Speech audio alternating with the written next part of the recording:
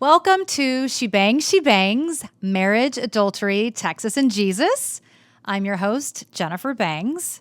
This is my podcast that you can find wherever you're watching right now. You can find it on all the podcast places, or you can find it on shebangs.com/podcast. It's a podcast about marriage, mistresses, and possibilities. Years ago, I ran a ragtag social club in Los Angeles called IGTS, IGTS. It stood for I'm Going Through Shit. And you had to be invited into our club because we didn't want any happy people there talking about their awesome lives. We were all women fighting for our marriages alone. And we met every week, and we poured wine, and we shared stories. And this is my story. So, welcome to episode 1. Grab a glass of whiskey, and welcome to the club.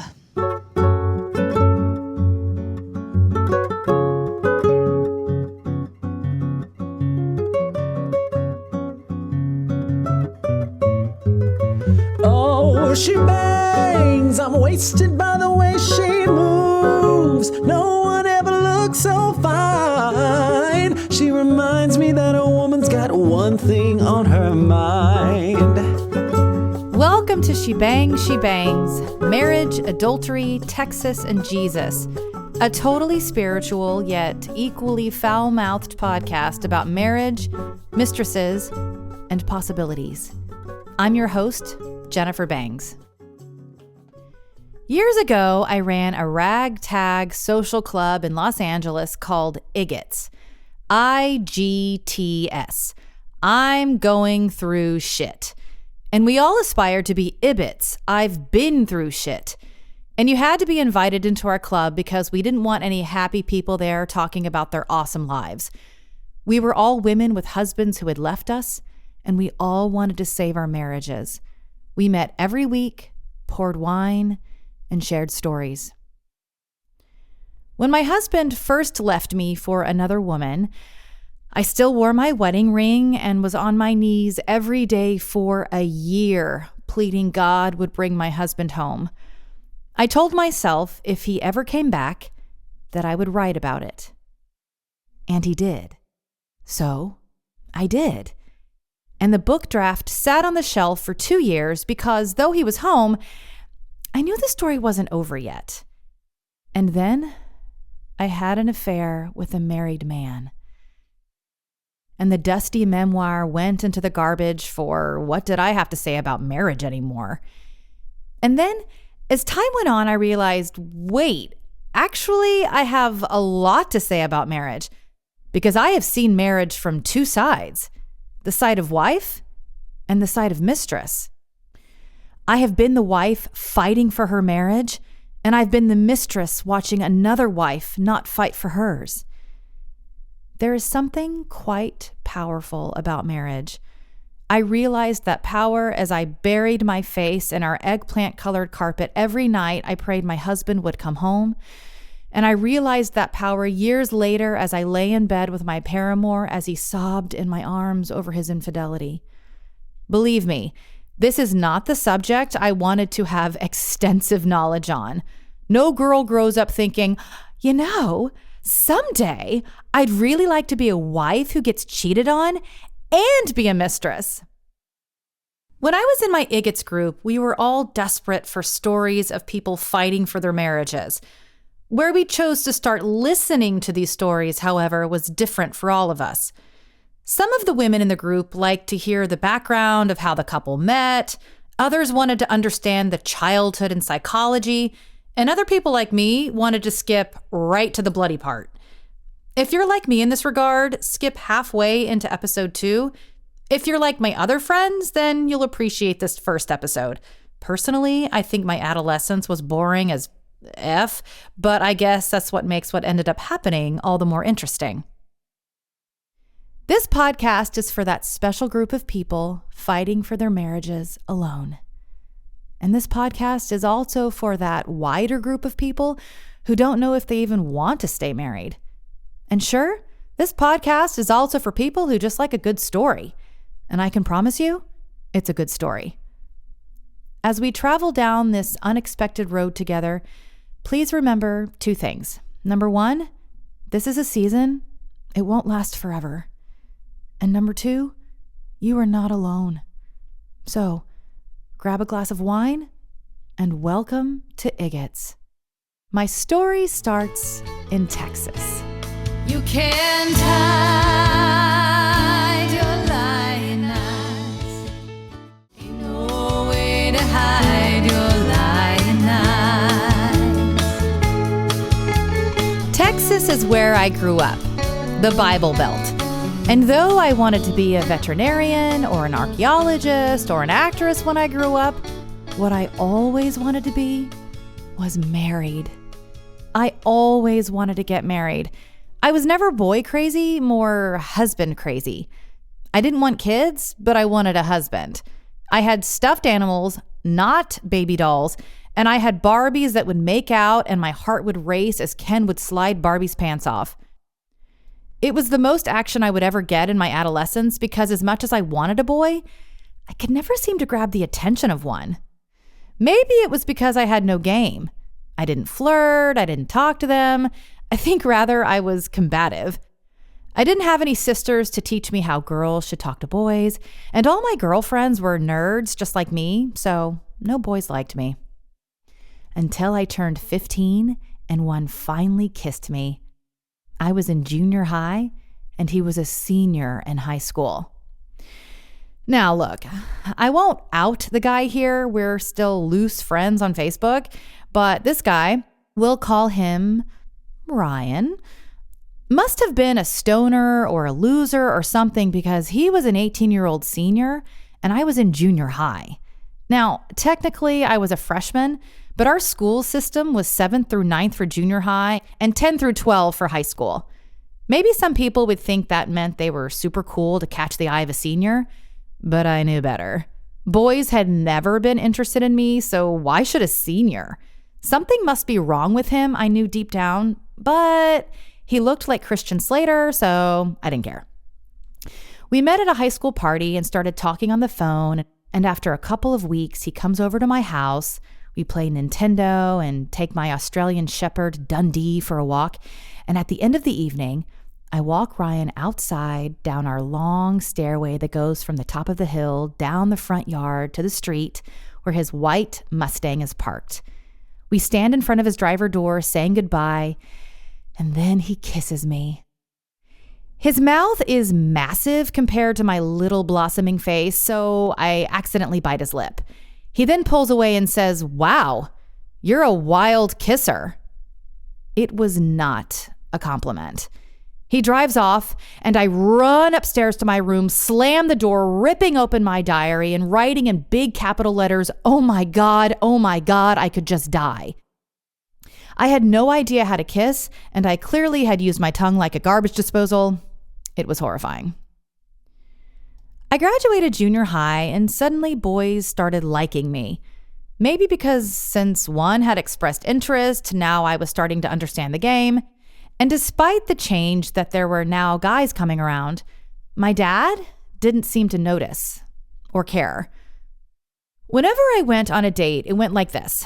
I'd be upstairs in my bedroom getting ready, putting my hair in hot sticks. The doorbell would ring. My dad, whose office was right next to the front door, would open it, yell, "Jennifer, someone's here for you," then go right back into his office and shut the door.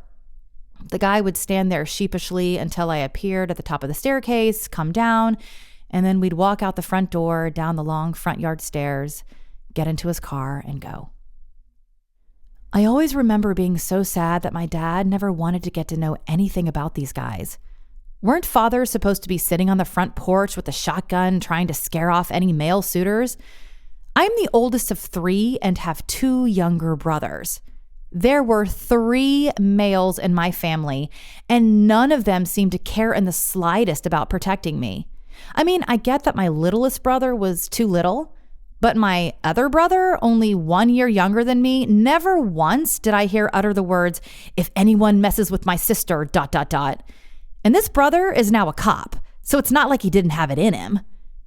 My dad didn't seem to give a shit who I was going out with, so maybe that's another reason marriage always seemed like this bright and shiny star. This faraway dream that I wanted to catch so badly because someday maybe a man would want to take care of me, see me as something of value to be protected. Growing up, I never had a man treat me that way.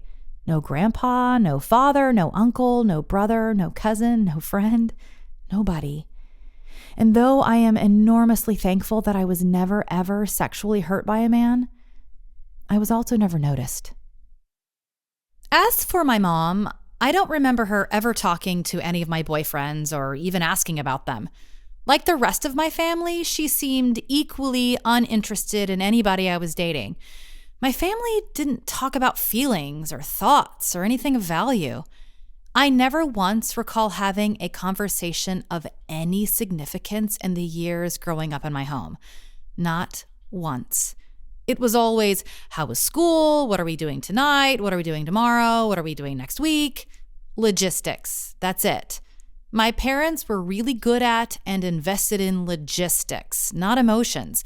So whenever a boy came to the door, my dad was in his office and my mom was either in the kitchen or doing laundry or volunteering at church. Doing stuff. My first kiss was when I was 15, and the first boy I ever loved was when I was 17. His name was Clark, and he looked like a young Harry Connick Jr. with lips to match. My shitty brother played the shitty baritone in the high school band, and Clark played the French horn. So I would go to the stupid band concerts and make myself available to mingle with the musicians. And after a couple of minglings, Clark eventually asked me out. We dated that fall, and on Christmas Eve that year, he gave me a sapphire ring from James Avery, the quintessential Texas jewelry store. The sapphire was his birthstone, which was a little weird, but I was so touched. I'd never received anything from a boy before. After he gave me the ring that night, I kissed him goodbye at my front door, and as he left, I sat down in our large living room chair. The house was quiet, everyone was asleep, and I sat in that chair and cried because I knew I had just fallen in love. He broke my heart several months later when he went away to college. He was a year older. But thanks to the modern phenomenon of internet stalking, I've watched him over the years become what looks to be a devoted husband and father. I instinctively knew at the time, as a teenager, that he was a keeper, that he was a good man and would grow up to be a good husband someday. I remember sitting with him in his living room one day when we were first dating and suddenly being overwhelmed by this deflating thought that one day he would be married and his wife would never know him like I knew him in that moment. That I had access to parts of knowing him that could not be replicated because time moves forward and essences are lost. And somehow, this thought made me sad because I thought how unfair that was. I always carried a deep awareness of the beauty of marriage and its value. I don't know why. The simplest answer is I was born that way. My parents are still together, but their marriage never struck me as being awesome. Maybe that's what spurred me on to want a marriage that was. Not to say that my desire for marriage was some kind of obsession that had me only wanting to date marriage material. I mean, I was still a teenager with typical teenagery dreams. I knew I wanted to go to acting school in New York or California, and I knew no one I dated in high school was I gonna marry. So I was happy dating boys and making out with them. But I was not going to have sex with them. That was not even an option. Because you could get pregnant if you had sex, and I was not going to be an unwed mother. In the South? Hell no. And boys didn't pressure me because, I don't know, we were in the Bible Belt, and we were all hearing the same message. Don't have sex before marriage. This was part of the understood culture, and it wasn't like an unspoken rule or anything. It was spoken, decidedly, fervently. I remember being in 8th grade before boys even entered my world and visiting my friend's Southern Baptist church. And that day they split the boys and the girls up and we each went into separate rooms and the teacher then whips out this flower and starts talking about how we girls are all precious like this flower and we shouldn't give ourselves away until we got married. I have no idea if this woman was aware of the vaginal analogy she was making with that flower. And to be honest, it took me decades to connect the two, but suffice it to say, Whenever I think of losing one's virginity, I often see that flower flash through my head. And though in the Bible Belt there is this very blatant and spoken out loud understanding that you should remain a virgin until marriage, there was also a very gracious and blurry line delineating what you could get away with and still remain a virgin. Basically, you could do anything except intercourse. Intercourse and your flower was toast, but anything else was fair game. I mean, you didn't flaunt this knowledge. This was the understood, unspoken rule. But as long as a penis did not enter a vagina, you were good to go. This, however, did not mean you would not be racked with enormous amounts of guilt the entire time and subsequent time after, as I would furiously write in my diary how sorry God I am for crossing the line and please help me not to do it again.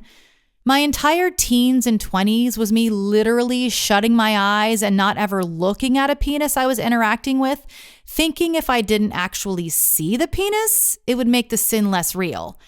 And by the way, this totally works. As the majority of penises I've ever come in contact with, I could not tell you what any of them looked like. And therefore, it never happened. La mer, quand vous dansez, les langues des golfes clairs, à des reflets d'argent, la mer des reflets changeants.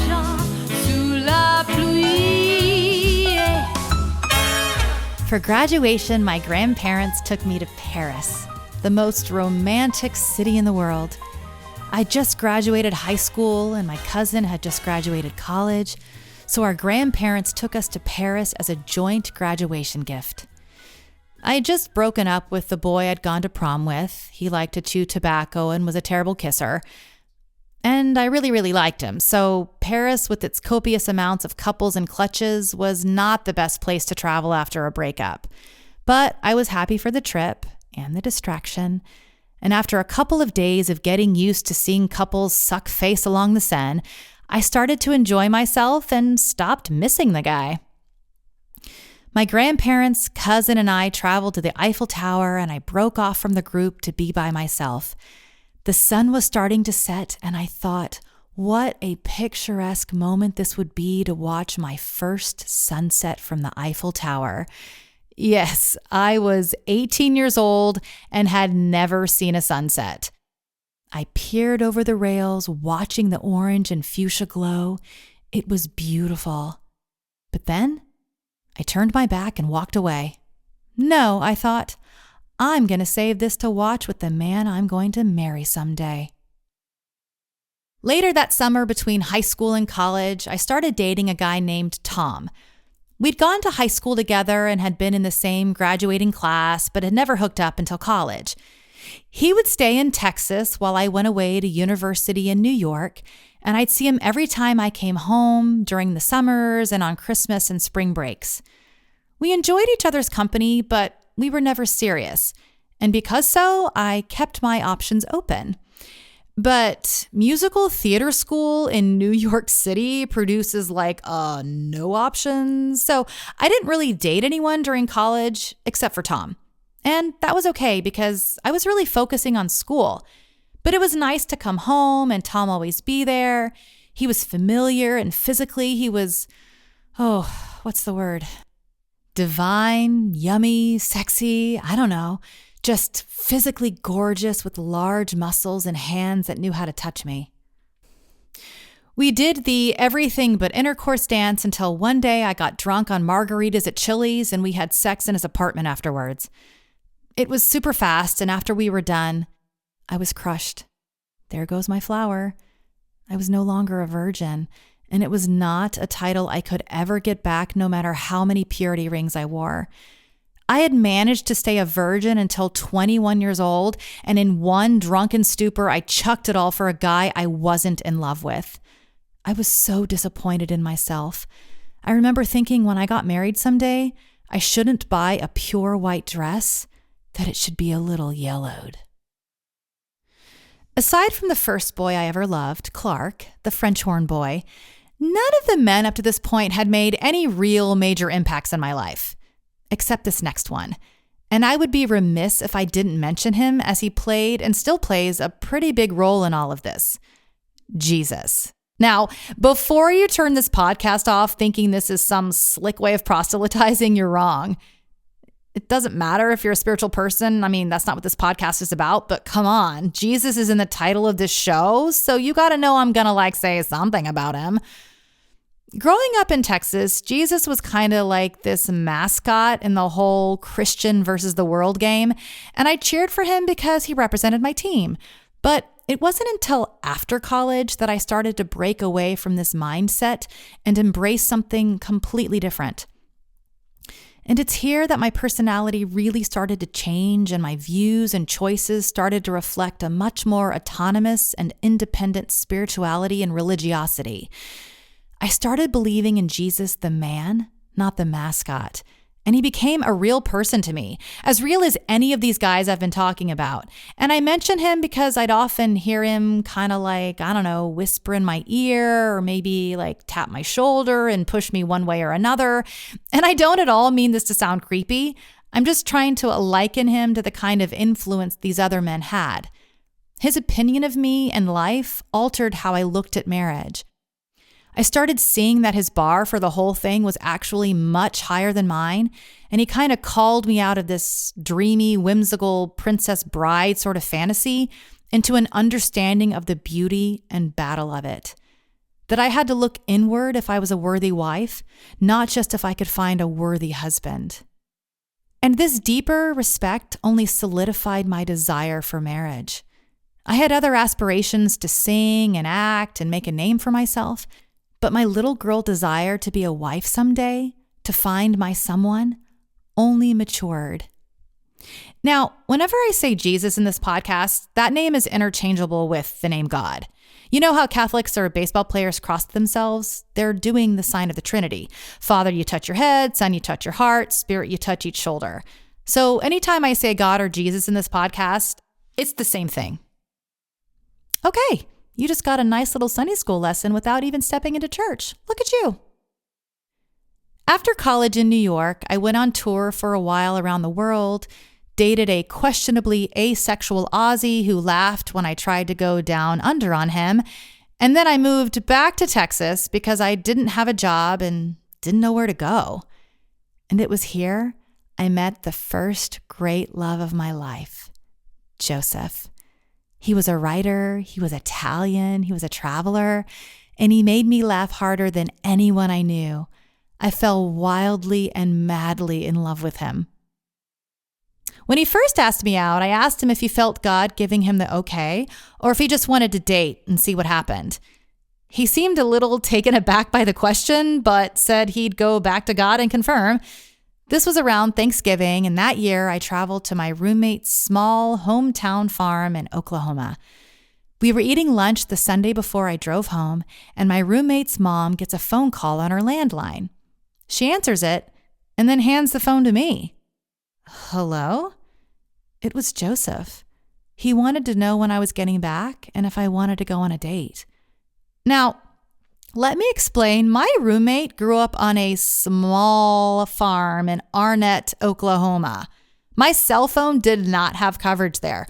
So Joseph had gone onto the internet, found my roommate's family tree, searched the white pages for any names in the surrounding area, found an uncle who then gave his sister's home phone number. The tenacity, the resourcefulness. I was delirious with joy. I drove home completely giddy, but also thinking good and hard on the 3-hour drive through cow fields. Was this just me liking a guy for a short time? Or was this someone I could marry? I was getting older and didn't want to be dating guys I had no future with. And on that car drive home, I felt very assured Joseph was someone very special and I should date him. So, Joseph and I started going out, and I was so in love. Then one day out of the blue, Joseph said he thought we should break up. He said he was confused, that he wasn't sure what God was saying anymore. I asked him, well, what was the last thing you heard God say? And let's just go with that otherwise. Joseph wasn't so sure, so he broke up with me. I felt the wind suck right out of my sails. didn't God kind of encourage me to date this man?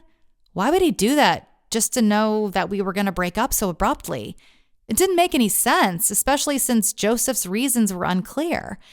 So I went to God and asked what was I supposed to think of all this. And God answered, love him and wait for him. I did. And soon enough, Joseph swooped back into my life and we started dating again.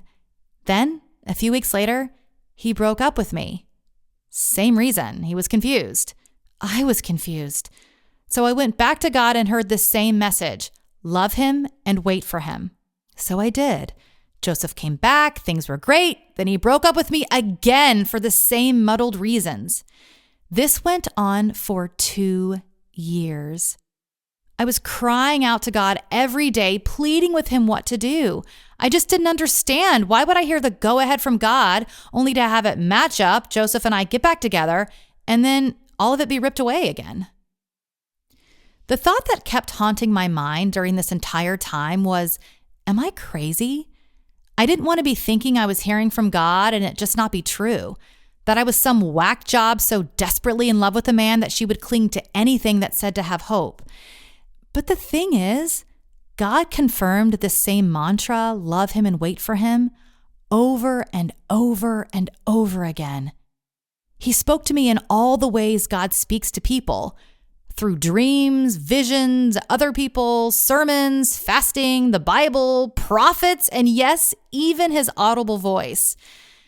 I woke up one morning after one of Joseph's confusing "we should break ups" and heard the words, "You are the wife in the fly." Without a doubt, I knew it was from God. No doubt whatsoever. However, I had no idea what "you are the wife in the fly" meant. It was gibberish. I knew there was a movie from the 80s with Jeff Goldblum, but I had never seen it. That day at work, as a few of us stood around my desk, I was a receptionist, I asked a couple of guys if there was a wife in the fly. No, they answered, just a girlfriend. Oh, I said, very puzzled. A few minutes later, another employee walks over. Hey, what are you guys talking about? The movie, The Fly. Oh, which one? The 30s or 80s version? Wait, there's a 30s version? Yeah. Oh, well, then in the 30s version, is there a wife in it? No, I think just a girlfriend. Oh. Another guy walks up. What are you guys talking about? The Fly. The 30s, 50s, or 80s version? Wait, there's a 50s version? Yeah. Well, in the 50s version, is there a wife? Yeah, I think so. Awesome. So I found some old video store in Dallas that carried the movie The Fly and watched it. Now, for those of you who have not seen this 1950s classic, in the beginning of the movie, there is a married couple. Very happy, very solid. Then the husband gets into this weird science experiment where he becomes part fly and shuts himself off from the wife. His wife tries desperately to help him, but he will not let her. She eventually helps him kill himself. Again, I can only take the movie analogy so far. I was just told that I was the wife. But at the end of the film, the wife's brother-in-law asks her how she can be so at peace with her husband being dead. Because, she said, the man I married turned into something else, and I can let go in peace. Or something like that. What I took from the movie was that God was saying, Jennifer, you did everything you could. You loved like you were supposed to. Now it's over. And that was that. I felt utterly deflated. After 2 years of sobbing and pouring myself out to God for answers and hearing him say, love and wait for him over and over again, only to have it end in nothing, seemed cruel. It didn't make any sense. And that hurt and confusion lasted for years. I eventually went on to date other guys, but could never get the whole Joseph situation out of my mind. Why would God do that? It didn't make any sense. I wasn't asking why this happened or why do bad things happen. I was really just like, what happened? It rattled my confidence and my ability to hear from God. Why would God continually tell me to love and wait for a man that eventually would walk away? I could not understand this.